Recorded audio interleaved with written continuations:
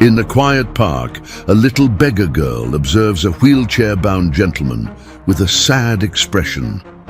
When she gets a little closer, she notices tears streaming down his eyes. The innocent girl approaches him and asks, "Sir, can I give you a hug?" The gentleman, who carried deep sadness in his gaze, is startled and looks at the girl. Suddenly, she wraps her little arms around him and says some things the gentleman never expected. She didn't know he was a millionaire. And the next day, something extraordinary happens, catching everyone's attention. 200 soldiers appear in uniform, each carrying something very strange. They were all looking for the child. What happens next leaves everyone at the scene in shock. The grey afternoon hung over Central Park like a shroud of melancholy. Among the empty benches and trees, swaying gently in the cold wind, a solitary figure remained motionless. General Arthur H. Mitchell, at 70, watched the world through, eyes that had seen far too much. His wheelchair was positioned near the pond, where ducks swam in circles, oblivious to the human drama unfolding nearby. Tears streamed silently down the wrinkled face of the man who had once commanded entire battalions. His hands, once steady holding ceremonial swords and shaking those of presidents, now trembled slightly on the blanket covering his legs. The military uniform had given way to simple clothes, but his posture still held traces of the discipline that had been his companion for decades. 3 years. 3 long years since Clara had gone, taking with her not only her companionship, but the very meaning of his existence. The large, empty Upper East Side townhouse echoed only with the sound of his bleak thoughts. The staff spoke in whispers, as if afraid to shatter what was left of a man who had faced enemies on battlefields, but was now succumbing to the cruelest solitude. On this particular afternoon, Arthur had made a decision. His fingers discreetly touched the small vial in his pocket, where he kept what he believed was his last hope for peace. He could no longer bear the weight of the emptiness in his chest. The medals on the wall at home, the praise in yellowed, newspapers, the photographs with dignitaries, none of it mattered when you were utterly alone. It was then that a small shadow approached. Arthur looked up, surprised to see a little girl about 6 years old walking toward him. Her clothes were worn but clean, and her brown hair was tied in a messy ponytail, her large, curious eyes fixed on his face with an intensity that unsettled him. The child stopped a few feet away, tilting her head like an inquisitive bird. Arthur tried to hide his tears, quickly wiping his face with his hand, but it was too late. The girl had seen everything, and her expression softened with a compassion that seemed impossible for someone so young. "Are you sad, mister?" she asked, her voice sweet yet direct. Arthur was silent, unsure how to respond. He hadn't spoken to anyone but his staff for months, and he had certainly never been asked about his feelings so simply and honestly. The girl took a step forward, her eyes shining with a determination that strangely reminded him of a soldier about to carry out an important mission. "Can I give you a hug?" she asked, already extending her small arms. Without waiting for an answer, she ran to him and wrapped him in a tight embrace. Her skinny arms managed to partially circle the general's torso, and she rested her head on his shoulder with a trust that left him completely disarmed. The human warmth Arthur hadn't felt in years washed over him like a warm wave. His hands hesitated for a moment before he returned the hug, gently touching the child's back. It was as if all the ice that had formed around his heart began to melt instantly. "Thank you," he murmured, his voice hoarse with emotion. "Thank you, little one." They remained that way for a few minutes, a retired general and an unknown girl, united by a moment of pure humanity in the midst of the world's coldness. Arthur felt something he hadn't experienced in a long time, a spark of hope beginning to flicker timidly in his chest. When the girl finally pulled away, she smiled at him with a genuine joy that lit up her entire face. Arthur realized that for the first time in months, he had stopped thinking about the small vial in his pocket. The girl moved back slightly but didn't leave. Instead, she sat on the ground beside his wheelchair, crossing her little legs and looking at the pond, as if it were the most interesting place in the world. Arthur watched her with a mixture of curiosity and confusion. How long had it been since someone had approached him without an ulterior motive? "I cry sometimes too," she confessed, breaking the silence with unnerving ease.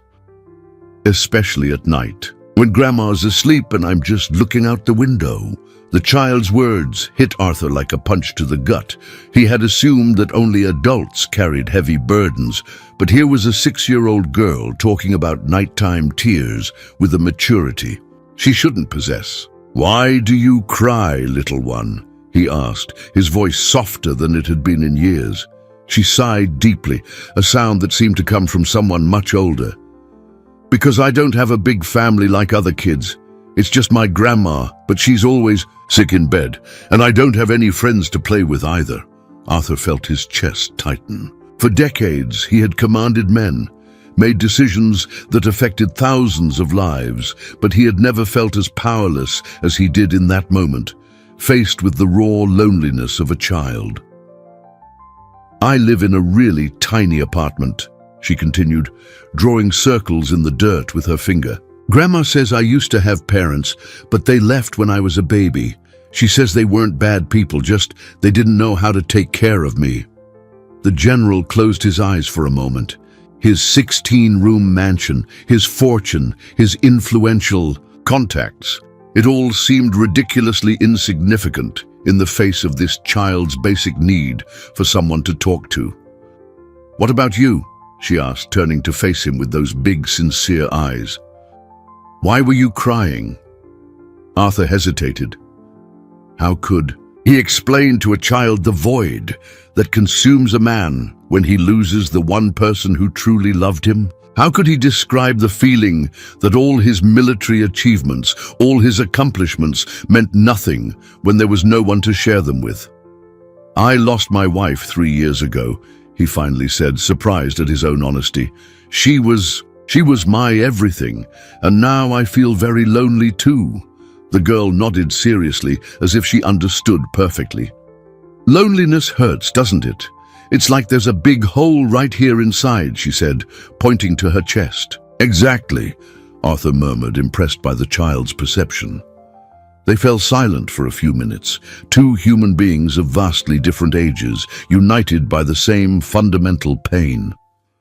The general looked at the frail little girl and realized something extraordinary. Despite all his wealth, status, and achievements, he felt just as lost and abandoned as she did. "You know what I always imagine," the girl said, breaking his train of thought. "I imagine what it would be like to have lots of people around me, a big table full of people at dinner, voices talking, laughter. It must be really nice to have a big family." Arthur swallowed hard. His dining table that seated 12 hadn't seen a guest in years. The only sounds in his house were the footsteps of the staff and the echo of his own solitude.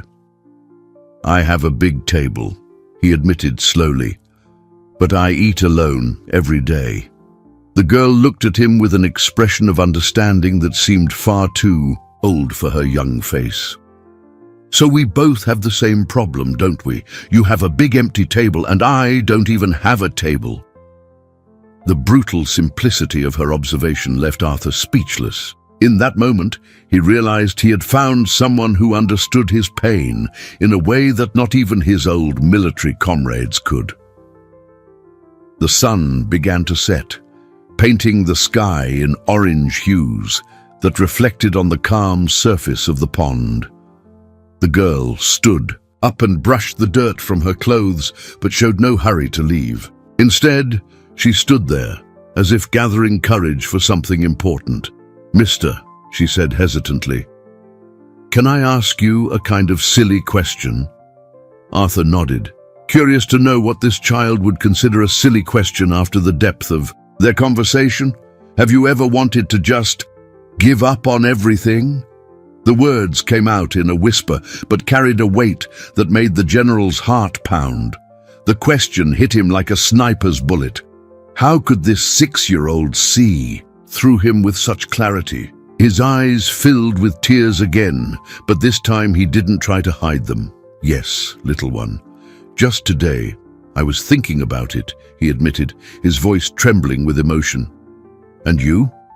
She nodded slowly, her large eyes filling with a sadness no child should ever carry. "Sometimes I look out the window and think it would be easier if I just went away too, like my parents. Then Grandma wouldn't have to spend her little bit of money on me, and she could buy the medicine she needs." The dagger? Those words drove into Arthur's chest was so painful he had to grip the arm of his wheelchair to keep from collapsing. A 6-year-old considering? No, it was impossible to accept. "No," he said, with a firmness he hadn't felt in years, his voice carrying all the authority of decades of military command. "Don't you ever think like that again. You are important. You have value. He stopped, realizing he was talking to himself as much as to her. The words he directed at the girl were exactly what his own heart needed to hear. "You're important too," she said softly, as if she could read his mind. "I saw it in your eyes. You have a good heart. That's why you were crying in the park, because you still care about things." Arthur fell silent, processing that simple yet profound observation. Maybe she was right. Maybe his tears weren't just despair, but proof that something was still alive inside him. "You know what I think?" the girl continued, sitting down beside his chair again. "I think we met today because we needed each other, like when two halves come together to make a whole." The innocence with which she spoke of such complex concepts amazed Arthur. In his military career, he had met brilliant strategists, philosophers, and intellectuals, but none had touched on such fundamental questions with such simplicity. "What's your name, little one?"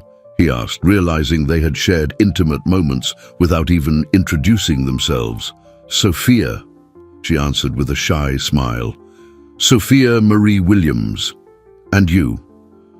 "General Arthur H. Mitchell," he said automatically, then corrected himself. "But you can just call me Arthur." "A general?" Sophia's eyes widened in awe. "For real? You commanded soldiers?" For the first time in years, Arthur smiled, a small but genuine smile. "I did. A lot of them." "That's so cool. I bet they respected you a lot." She paused, then added thoughtfully, "It must be hard to go from commanding lots of people to being all alone." Once again, the child's insight surprised him. She had precisely identified one of the sources of his suffering, the abrupt transition from command and responsibility to isolation and uselessness. The sky was growing darker when Sophia finally stood up to leave. "I have to get home or Grandma will worry," she explained. "Bye, Arthur," she said, waving cheerfully. "I hope you feel better." As he watched her walk away, alone on the darkening park paths, Arthur felt something extraordinary happen in his chest. For the first time in months, a spark of hope flickered to life. Arthur remained in the park until the first stars appeared. For the first time in months, he felt no hurry to return home. His encounter with Sophia had awakened something inside him he thought was dead forever. His hands no longer touched the small vial in his pocket. Instead, his thoughts were completely consumed by that extraordinary child. When he finally returned to his mansion, the staff noticed the change immediately. His driver, Frank, who had been with him for 15 years, commented discreetly to the housekeeper that the boss seemed different. His shoulders weren't as stooped, and he had murmured, "Thank you," when getting out of the car, something he hadn't done in a long time.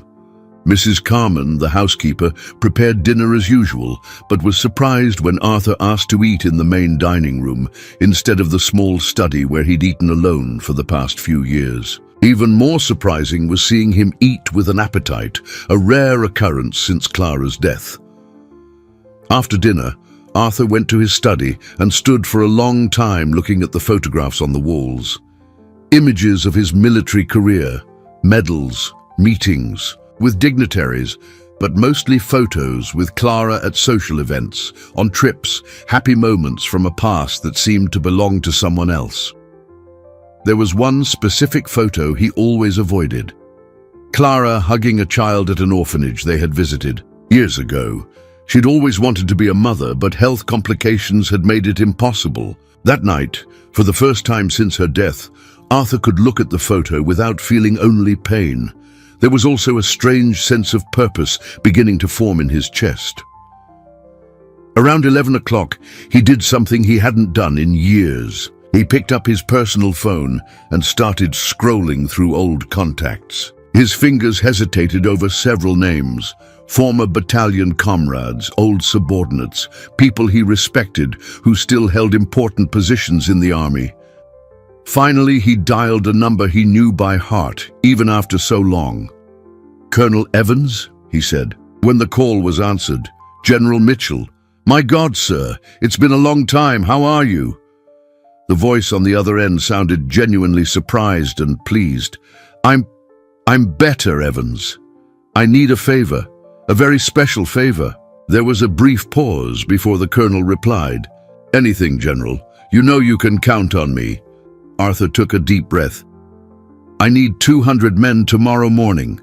Full dress uniforms, exemplary conduct, but it's not for an official ceremony.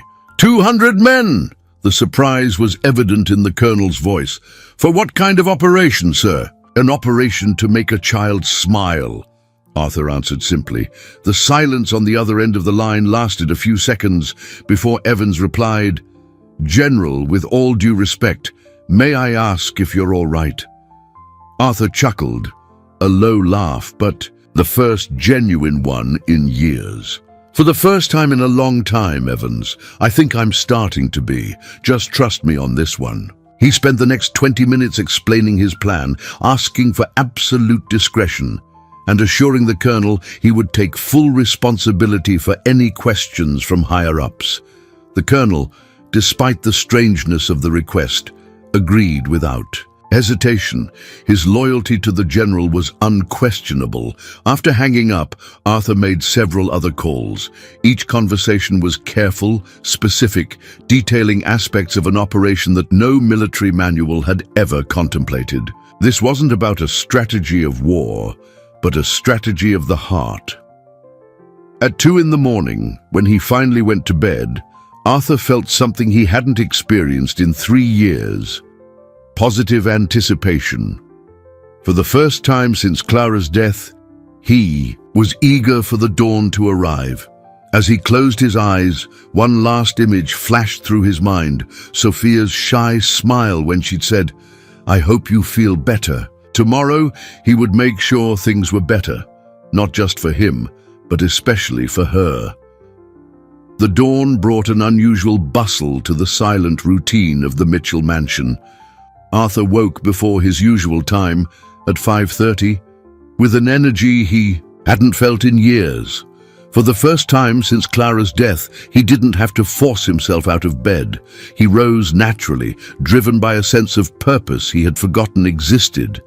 Mrs. Carman nearly dropped the coffee tray when she saw her employer walk into the kitchen, already dressed and shaved, with a different light in his eyes. He asked for strong coffee and toast, showing an appetite she hadn't seen in months.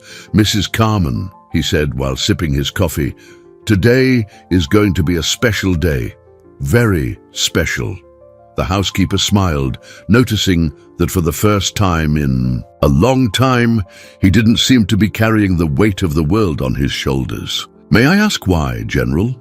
"Because today I'm going to do something I should have done a long time ago," he answered mysteriously. "I'm going to use everything I've achieved in my life for something that truly matters." By 7 a.m., Arthur was already in Central Park, strategically positioned near the same bench where he had met Sophia the day before. He had arrived early on purpose. He wanted to watch the morning rhythm, to understand the child's routine, to get to know the world she lived in. The morning park was different from the afternoon.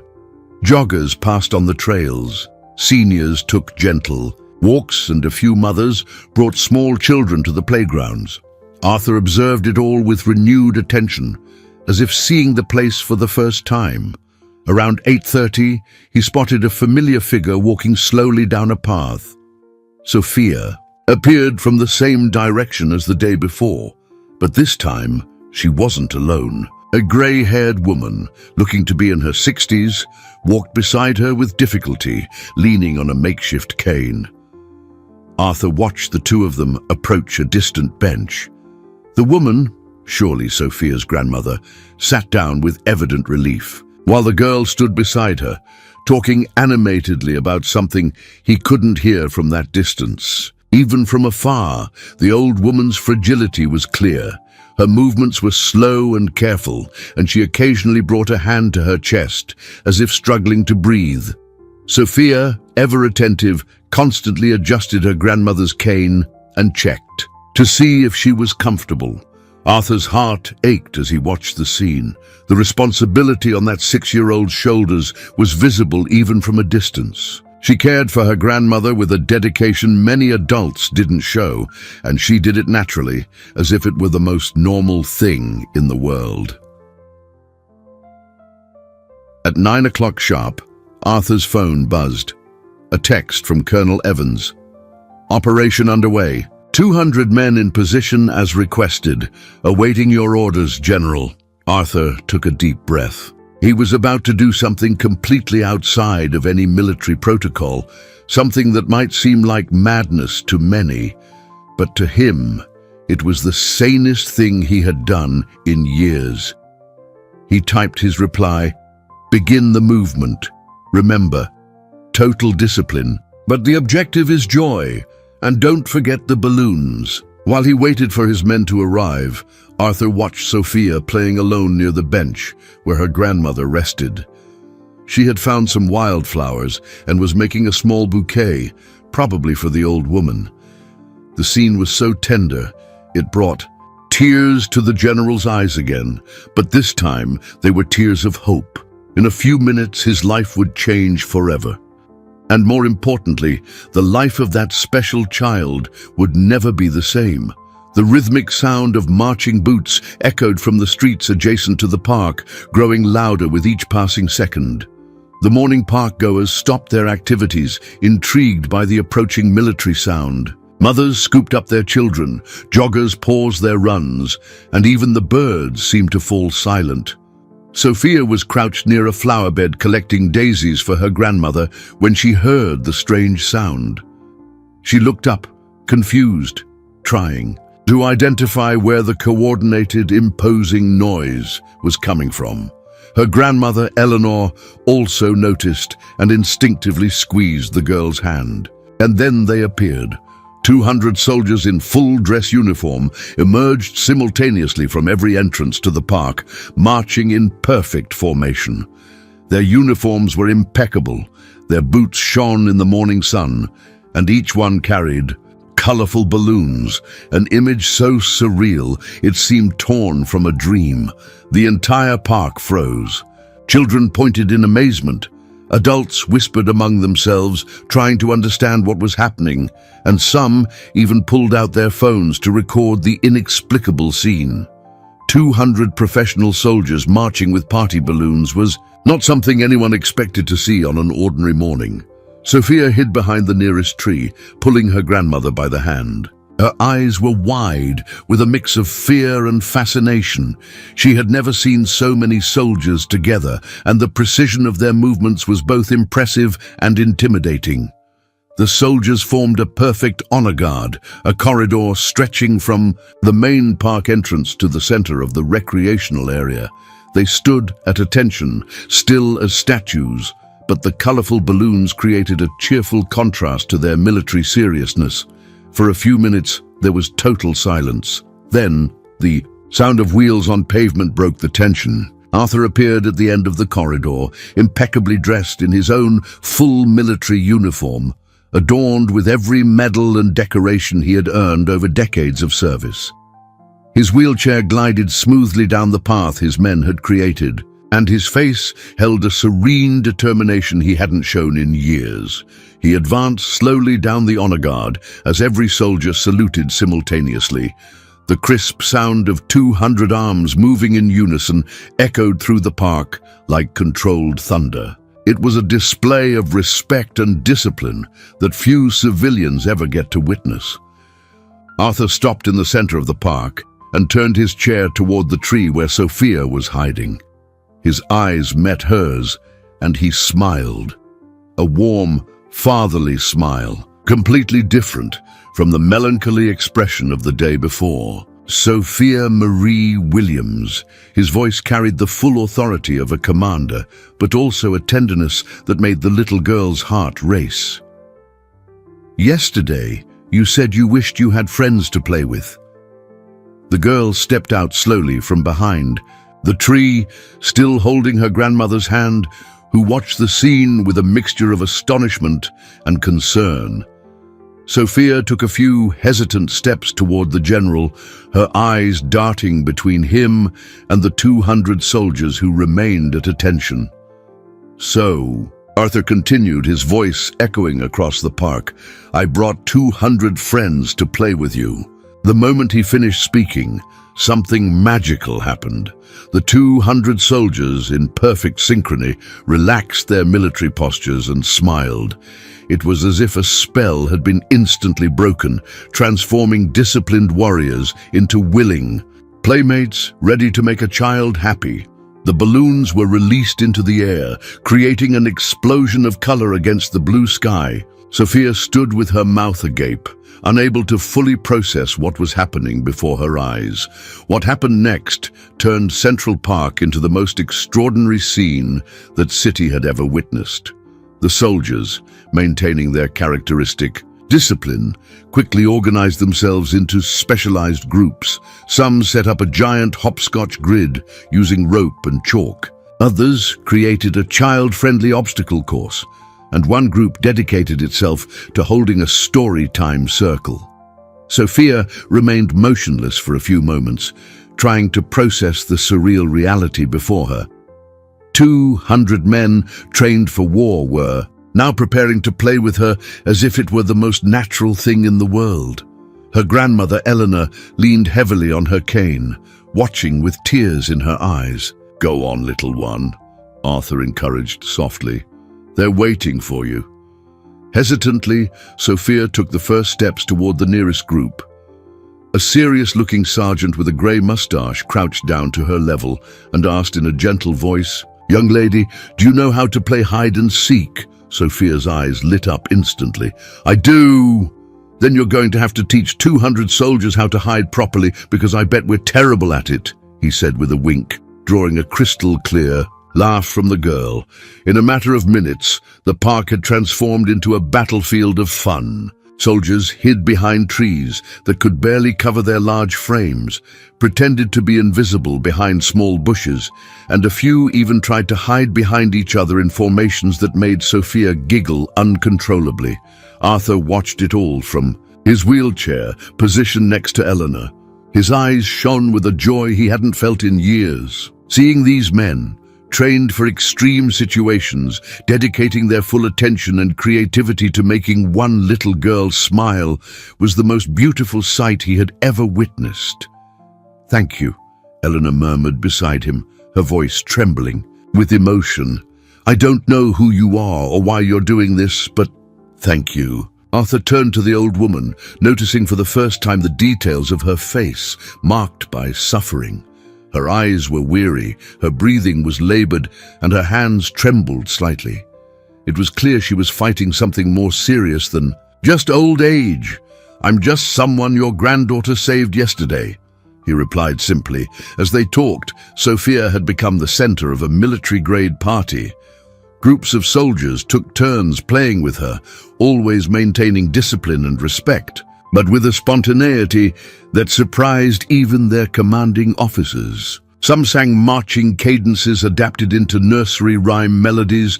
Others demonstrated clumsy dance moves that made the girl laugh until she was breathless. Something profoundly transformative was happening, not just for Sophia, who for the first Time in her life was the center of attention in a completely positive way, but also for the soldiers. Many of them were fathers, grandfathers, men who rarely had the opportunity to express their softer side so freely and openly. It was in the midst of this contagious joy that Arthur noticed something that would completely change the course of the coming days. Eleanor had a violent coughing fit, clutching her chest with an expression of intense pain. When she pulled her hand away from her mouth, it was stained with blood. The old woman quickly tried to hide it, wiping her hand on her dress and forcing a smile when Sophia glanced in her direction, but Arthur had seen everything. The military instinct that had guided his entire life activated instantly. A silent emergency was unfolding right before his eyes. In that moment, Arthur understood that his mission had become far greater than just making a child smile. He had found not only a kindred spirit in suffering, but an entire family fighting a battle they might not be able to win alone. After 3 hours of intense play, the soldiers formed up for their departure. Sophia was radiant, her cheeks flushed from running and her hair a happy mess. Each soldier filed past her, offering a salute and wishing her a good day, as if she were a high-ranking officer. Colonel Evans approached Arthur with a look of satisfaction. He rarely showed. "General, in 30 years of service, I've never seen my men so motivated for a mission. You should have seen their smiles." "Thank you, Evans. This meant more to me than any operation we've ever commanded," Arthur replied, still watching Sophia wave enthusiastically to the departing soldiers. When the last soldier had disappeared, the park returned to its usual tranquility, but the transformative energy of what had just happened still hung in the air. Sophia ran to Arthur, her eyes shining with pure joy. "Arthur, that was amazing! How did you do that? How did you get so many soldiers to come just to play with me?"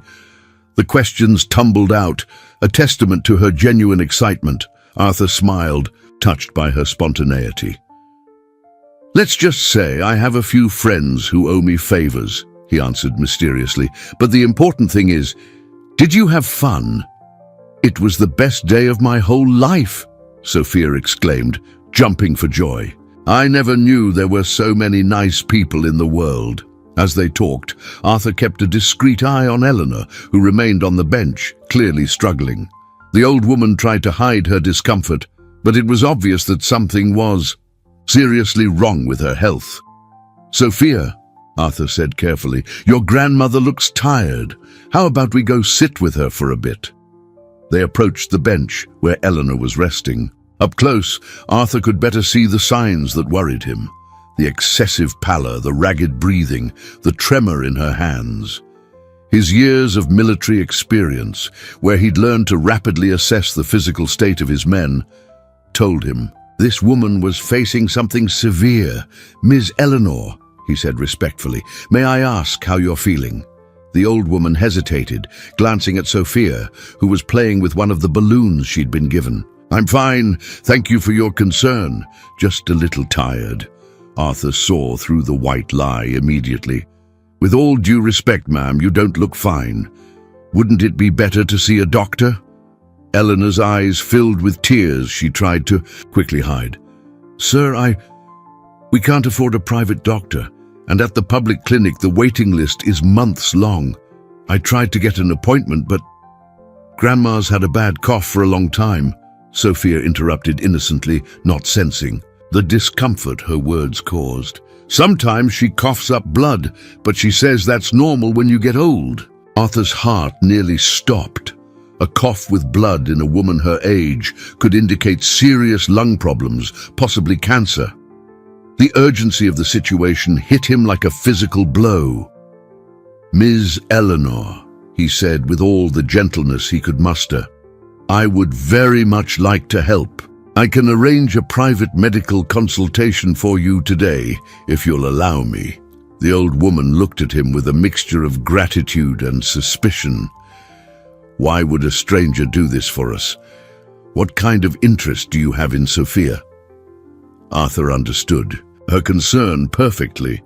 A vulnerable child always attracted attention from people with bad intentions, and Eleanor was being cautious. "I have no interest other than to repay the kindness your granddaughter showed me yesterday," he answered sincerely. "She saved my life, Miss Eleanor, literally, and now I want to save yours." The words carried such a profound truth that the old woman felt her defenses begin to lower. The next afternoon, Arthur was in his study organizing the medical contacts. He had gathered to help Eleanor when his phone rang. The name on the screen made him frown. Dr. Matthew Mitchell, his nephew and the family's attorney. "Uncle Arthur, we need to talk." "Urgently," Matthew said without preamble. "I'm on my way over." With Rick and Trish, Arthur sighed deeply. His 3 nephews, the children of his late brother, were his only remaining family. However, since Clara's death, the relationship had become purely financial. They were interested only in his inheritance, visiting him sporadically with fake smiles and feigned concern. An hour later, the 3 of them were in his living room. Matthew, the attorney, took the lead, while Richard, a businessman, and Patricia, a doctor, supported him with worried expressions that fooled no one. "Uncle, we've received some disturbing information," Matthew began, opening a folder full of documents. "We were told that you spent a considerable sum of money yesterday, mobilizing 200 soldiers to play with an unknown child." Arthur maintained a serene expression, immediately recognizing the strategy. "And what's the problem with that?" "The problem," Richard interjected aggressively, "is that we're concerned about your judgment. Spending a fortune on strangers isn't normal, Uncle." Furthermore, Patricia added with false gentleness, "As a doctor, I must warn you about potential emotional manipulation. Unscrupulous people often use children to take advantage of vulnerable seniors." Rage rose in Arthur's chest like molten lava. "Are you implying that I'm being manipulated by a 6-year-old girl?" "Not implying, Uncle. Stating," Matthew said coldly. "And that's why we've brought these documents. We are filing a petition to challenge your mental capacity and to place a temporary hold on your financial assets." The silence that followed was deafening. Arthur looked at the 3 faces before him, people who carried his blood but had become strangers, driven by the most sordid greed. "You think 3 years of grief have turned me senile?" he asked, his voice dangerously low. "We think you're making irrational decisions that compromise the family estate," Patricia replied. "As your doctor, I recommend an urgent psychiatric evaluation." "You haven't been my doctor in years, Patricia, and this estate is mine, built with my own sweat and dedication," Arthur retorted, his voice carrying all the military authority he possessed. Matthew stood up, taking a confrontational stance. "Uncle, with all due respect, since Aunt Clara died, you've been isolated, depressed, with no social contact. Suddenly a child appears, and you start behaving in a completely atypical manner. Any psychiatrist would confirm that this indicates emotional instability." "What do you really want?" Arthur asked, cutting to the chase. "We want you to stop these impulsive charities," Richard said, "and to accept our temporary conservatorship over your finances until you are emotionally stable." Arthur laughed bitterly. "Conservatorship? You want to control my money because you're afraid I'll spend your inheritance before I die." "This isn't about inheritance," Patricia lied. "It's about protecting you." "Lies," Arthur said, pushing himself up from his chair with difficulty but maintaining all his dignity. "You never cared about me as a person. When Clara died, how many times did you visit? How many times did you ask if I was okay?" The momentary discomfort on their faces confirmed his suspicions. "Now that I've found a purpose, you want to stop me. But you won't succeed," he declared firmly. Matthew smiled coldly. "Uncle, the petition has already been filed. A process server will be here tomorrow morning, and we have a temporary injunction that will be issued today, freezing any significant financial transactions pending the psychiatric evaluation." The words hit Arthur like bullets. In that moment, he realized that the battle for Sophia and Eleanor had just become far more complex than he had ever imagined. 2 days after his nephew's visit, Arthur received the official notice that confirmed his worst fears. The temporary injunction had been issued, partially freezing his financial assets until he underwent a psychiatric evaluation. Any transaction over $5,000 would require prior court approval. He immediately tried to contact the private hospital where he had scheduled Eleanor's exams, but the secretary was clear. Without advance payment for the treatment, the appointment would be cancelled. The amount needed for the diagnostic procedures far exceeded the limit allowed by the injunction. With a heavy heart, Arthur went to the park, hoping to find Sophia and explain the situation. He couldn't just disappear from their lives without a word, but he didn't know how to explain to a 6-year-old the legal complexities that were preventing him from helping. He found them on the same bench, but the scene that greeted him was devastating. Eleanor was visibly worse, her breathing even more labored, and Sophia held her hand with a worried expression that no child should have to wear. Arthur. Sophia ran to him as soon as she saw him, but her usual smile was tinged with sadness. Grandma got really sick last night. She coughed up a lot of blood and had a high fever. The general felt the world collapse on his shoulders. Every hour of delay could be crucial for Eleanor's diagnosis and treatment, but his hands were legally tied by relatives who cared only about money. "How are you, Miss Eleanor?" he asked, approaching the bench. The old woman tried to smile, but it was clear she was fighting intense pain. I'm trying to be strong for Sophia," she murmured with difficulty. "Grandma, tell him what the doctor at the clinic said," Sophia insisted innocently.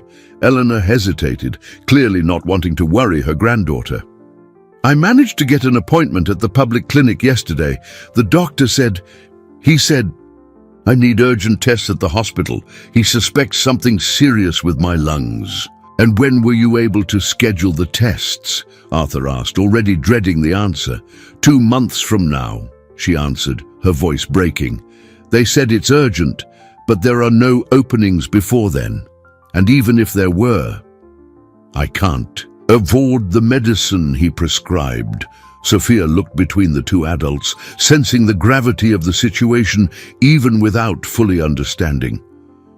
"Arthur, can't you help Grandma like you helped me with the soldiers?" The innocent question was like a knife to the general's heart. How could he explain to this child that his own family was stopping him from saving the life of the most important person in her world? "Sophia, It's complicated right now," he said, struggling to find the right words. At that moment, Arthur's phone rang. It was Matthew, his nephew. "Uncle, I hope you're understanding the seriousness of the situation," the cold voice said on the other end of the line. "Any attempt to circumvent the injunction will result in severe legal consequences." "Ow. Did you know I was trying to help someone?" Arthur asked, a terrible suspicion forming in his mind. "We have our methods." "You are being monitored for your own protection," Matthew replied with false concern. The revelation that he was being watched by his own family left Arthur furious, but also more determined. He hung up and looked at Sophia and Eleanor with a decision forming in his mind. "Miss Eleanor, do you trust me?" he asked directly. The old woman nodded slowly. "I do, General. Sophia told me you are a good person." "Then I need you to trust me a little longer. I will find a way to help you, even if it costs me everything I have." Sophia squeezed his hand tightly. "Promise, Arthur?" Looking into the child's hopeful eyes, and then at Eleanor's pale face, Arthur made the decision that would change the course of the entire story. The next morning, Arthur's phone woke him with a jolt. On the other end of the line, the trembling voice of one of Eleanor's neighbors delivered the news he had been dreading. General Mitchell? Miss Eleanor got very sick during the night. Sophia gave me your number. They're at City General Hospital now, but it's critical." Arthur didn't hesitate. He dressed quickly and had Frank, his driver, take him to the hospital immediately. On the way, he tried calling his medical contacts but hit the same wall. Without court authorization to move the necessary funds, no private hospital would take the case. City General Hospital was a cruel reflection of a broken system. Crowded hallways, gurneys in the corridors, entire families camped out waiting for care. Arthur had never been in such an environment. His position had always granted him access to the best private medical services. He found Sophia sitting alone in a plastic chair in the pediatric wing, swinging her little legs nervously. When she saw him approach in his wheelchair, she ran into his arms, tears streaming down her face. "Arthur, Grandma's really sick. The doctor said she needs a very expensive surgery, and if she doesn't get it soon, she might... Sophia couldn't finish the sentence, sobbing against the general's chest. A nurse approached, recognizing the child's distress. "Sir, are you family?" "I'm a friend of the family," Arthur replied. "How is she?" The nurse glanced around to make sure Sophia couldn't hear and lowered her voice.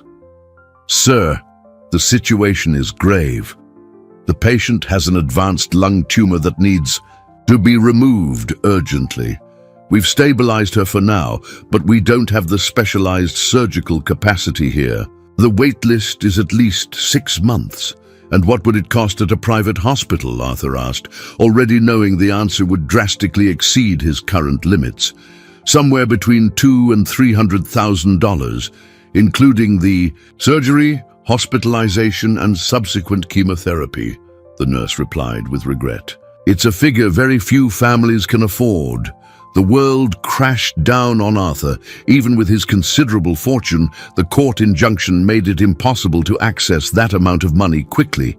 His nephews had calculated their move precisely to prevent any significant impulsive spending.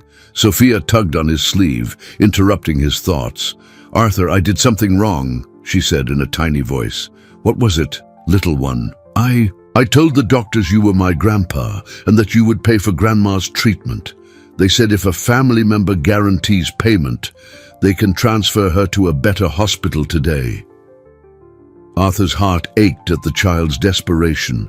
She had lied, hoping he could fix everything, but he was powerless, bound by legal chains. "Sophia, I want to help more than anything in the world, but there are people stopping me from using my money right now," he explained gently. The girl's eyes filled with a profound sadness. "So Grandma is going to die because of money?" The simple, devastating question echoed down the hallway, causing several people to look their way. Arthur felt a rage build in his chest. Rage at his nephews, at the system, at his own impotence. "Please, Sophia, just give me a little time. I will find a solution," he promised, having no idea how he would keep that promise. At that moment, Sophia did something that shattered the general's heart completely. She looked up at him with tear-filled eyes and said, "I'm sorry, Arthur. I'm sorry for causing you trouble. Grandma is sick because of me, and now you're in trouble because of us too." Arthur pulled the girl into a tight hug, realizing he had reached the most critical moment of the entire situation. He had to find a way to save 2 lives before it was too late. Arthur spent the night at the hospital, holding Sophia in his arms as she slept fitfully in the hallway chair. His mind worked feverishly, analyzing every possibility, every resource he still had. He had fought in wars, faced impossible odds, but he had never felt so cornered. At 5 in the morning, an idea began to form. It was risky, controversial, but perhaps his only chance to save Eleanor and expose his nephew's greed. He picked up his phone and made a call that would change everything. "Mark, it's General Mitchell. I know it's early, but I need an urgent favor. Are you still at NNN?" Mark Peters, a veteran journalist Arthur had met on military press tours, answered in surprise. "General, Of course, I'm the editor-in-chief now. What can I do for you? I need a press conference today, and I want it broadcast live. 3 hours later, the city's major media outlets were gathered in the main hall of City General Hospital. Arthur had used his last influential contacts to organize the event, betting everything on a single play. Sophia was by his side, holding his hand with renewed confidence. Arthur had explained his plan simply. They would tell the whole country the truth and ask for help. The cameras went live simultaneously as Arthur took the microphone. His voice carried all the authority of decades of command, but also a human vulnerability that immediately touched the audience. My name is General Arthur H. Mitchell. I served my country for 40 years. I fought in wars, I received medals, but today I come before you as an ordinary man fighting the most important battle of his life. He paused, allowing the cameras to focus on Sophia beside him. This is Sophia Marie Williams. She is 6 years old. 1 week ago, she saved my life with a simple hug when I had lost all hope. Today, I need to save hers. The emotion in his voice was palpable as he told the entire story. The meeting in the park, their shared loneliness, the discovery of Eleanor's illness. When he got to the part about his nephews, his voice took on a tone of controlled outrage. My own nephews, driven by greed, have secured a court injunction that prevents me from using my own fortune to save the life of a 60-year-old woman. They claim I am being manipulated by a 6-year-old child. Arthur turned to Sophia, who was looking at him with admiration.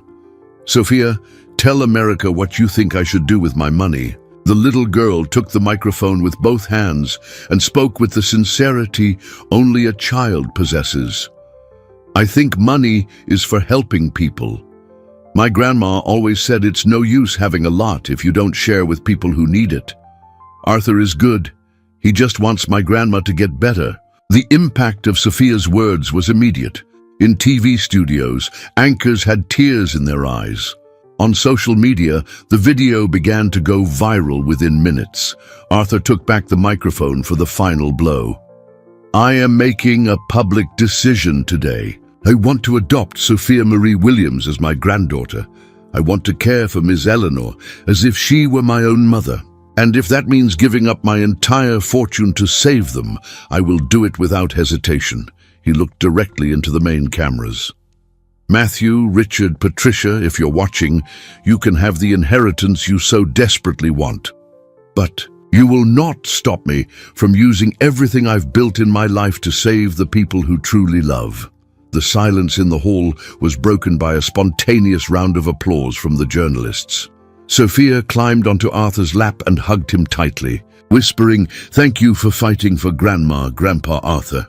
It was the first time anyone had called him Grandpa, and Arthur felt his heart fill with a love he didn't know he was still capable of feeling. The fallout from the press conference was immediate and overwhelming. In less than 2 hours, the story of the general and the girl was a top trending topic nationwide. Social media exploded with messages of support, solidarity hashtags, and furious criticism of the greedy nephews. The first phone call came before noon. It was the judge presiding over the case, Judge Reynolds, informing him that public pressure and media fallout had dramatically accelerated the proceedings. The injunction would be reviewed on an emergency basis that very day. Gradually, the hospital transformed into a point of pilgrimage. Ordinary people began showing up with donations for Eleanor, flowers for Sophia, and messages of support for Arthur. Military veterans, many of whom had served under his command, organized a vigil in the parking lot. Colonel Evans arrived at midday, accompanied by a delegation of high-ranking officers. "General," he said, his voice thick with emotion, "you put us all to shame. While you were fighting the most important battle of your life, we were at home watching television. This isn't my battle, Evans. It's ours. It's always been our responsibility to take care of one another," Arthur replied, watching Sophia play with a few soldiers who had brought her military history books, adapted for children. At 2 in the afternoon, Three familiar figures appeared at the hospital. Matthew, Richard, and Patricia walked with their heads down, clearly shamed by the public exposure of their motives. The hostility from the onlookers was palpable. Some people recognized them immediately from the news. "Uncle," Matthew began, hesitantly, "we need to talk." "Now you want to talk?" Arthur asked coldly. "After the entire country knows your true intentions?" Patricia stepped forward, her face flushed with shame. "Uncle, we made a mistake. We didn't realize how much you truly care for this family." "You didn't make a mistake," Arthur corrected her with authority. "You revealed exactly who you are, and the whole country saw it." Richard, visibly shaken, muttered, "People are sending us horrible messages. Our kids are being harassed at school. We can't even leave the house. And how do you think I felt, being treated like I was senile by my own family?" Arthur retorted. "How do you think Sophia felt, watching her grandmother die for lack of money? That I had, but that you stopped me from using." At that moment, a court officer arrived with documents that changed everything. "General Mitchell, by order of Judge Reynolds, the temporary injunction is hereby dissolved. Your accounts have been unfrozen, and the conservatorship petition has been dismissed for lack of merit." The crowd in the hospital erupted in applause as the news spread. Sophia ran into Arthur's arms, finally understanding that her grandmother could be saved. But the biggest surprise came 15 minutes later, when a team of doctors from Mount Sinai Hospital arrived in a state-of-the-art mobile ICU. "General Mitchell, we're from Dr. Robert Hansen's team. We're here to transfer Ms. Eleanor Williams for emergency surgery. All costs have already been covered." Arthur looked confused. "But I haven't had time to make the transfer yet." The doctor smiled. "Sir, after your press conference, we received over 200,000 calls offering donations. Business leaders, politicians, ordinary citizens. We've raised enough to treat not only Ms. Eleanor, but another 50 families in the same situation." As the medics prepared Eleanor for the transfer, she squeezed Arthur's hand tightly. "General, how can I ever thank you for what you've done for us, Miss Eleanor," he said, his voice thick with emotion. "You gave me a family. I'm the one who should be thanking you." Sophia looked at her cousins, who stood in silence, then at Arthur. Grandpa, can they come to dinner at our big table too?" The innocent question made Matthew, Richard, and Patricia break down completely. The three of them began to cry, finally realizing the depth of what they had almost destroyed. 2 weeks after that first meeting in Central Park, the Mitchell townhouse had been completely transformed. The once silent hallways now echoed with children's laughter, lively conversations, and the comforting sounds of a real family. Eleanor, recovering magnificently from her surgery, occupied the master bedroom on the ground floor, specially adapted for her needs. Sophia ran through gardens that were once impeccably empty, now filled with colorful toys and playground equipment Arthur had installed. The swimming pool, unused for years, was alive again with the swimming lessons she took every afternoon. The main dining room, with its table for 12, finally served its purpose. Every night they gathered there. Arthur, Sophia, Eleanor, and often the friends they had made along their journey. Colonel Evans became a regular presence, as did some of the soldiers who had taken part in that magical morning in the park. Matthew, Richard, and Patricia were also gradually reintegrated into the family. The public humiliation had changed them profoundly, and they now made a genuine effort to regain the trust and respect they had lost. Sophia, with her infinite capacity for forgiveness, always greeted them with smiles, teaching the adults lessons about second chances. The biggest change, however, was the transformation of part of the property into a community center for underprivileged children. Arthur used his influence and resources to create the Project Hug Foundation, an organization offering educational activities, meals, and medical care to children in vulnerable situations. Retired soldiers worked as volunteers, teaching discipline, respect, and values through recreational activities. What began as a game with 200 men in the park had become a social movement benefiting hundreds of families. On this particular morning, Arthur was watching Sophia learn to ride a bike in the main garden. Her small hands gripped the handlebars tightly as he helped her keep her balance, gently pushing his wheelchair alongside the bike. "Grandpa, I think I can do it myself now," she shouted, full of confidence. Arthur carefully let go of the bike and watched her pedal for a few yards before stopping, radiant with pride. "I did it! Grandma, did you see? I can ride a bike!" Eleanor, sitting comfortably in a chair on the porch, clapped enthusiastically. Her grey hair shone in the morning sun, and her smile radiated the peace of someone who had found a safe place to grow old with dignity. "I saw my sweet granddaughter. You're becoming a very brave young lady," she replied, her voice strong and clear, a far cry from the weak whispers of weeks ago. Arthur approached the porch and positioned his chair next to Eleanor. Together, they watched Sophia explore every corner of the garden on her new bike, discovering trails and adventures that only a 6-year-old can see. "General," Eleanor said softly, "sometimes I wake up thinking this is all a dream. A beautiful home, medical care, a family. How is it possible that our lives have changed so much?" Arthur smiled, remembering that grey afternoon that seemed to have happened in another lifetime. "Miss Eleanor, I used to think the most important victories were found on battlefields, in medals, in public recognition. But I've learned that true victory lies in moments like this." Sophia stopped her bike in front of them, sweaty and happy.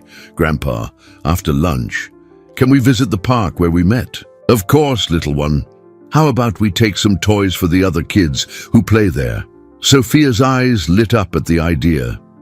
This was how she had learned to see the world, always thinking about how to include and help others who might be experiencing the loneliness she had known so well. That afternoon, the three of them returned to Central Park. But now they arrived as a family, carrying bags full of toys, books, and snacks to distribute. The bench where Arthur had once wept alone became a meeting point for other needy children, who now had Sophia as an ambassador of joy and Arthur as a silent protector.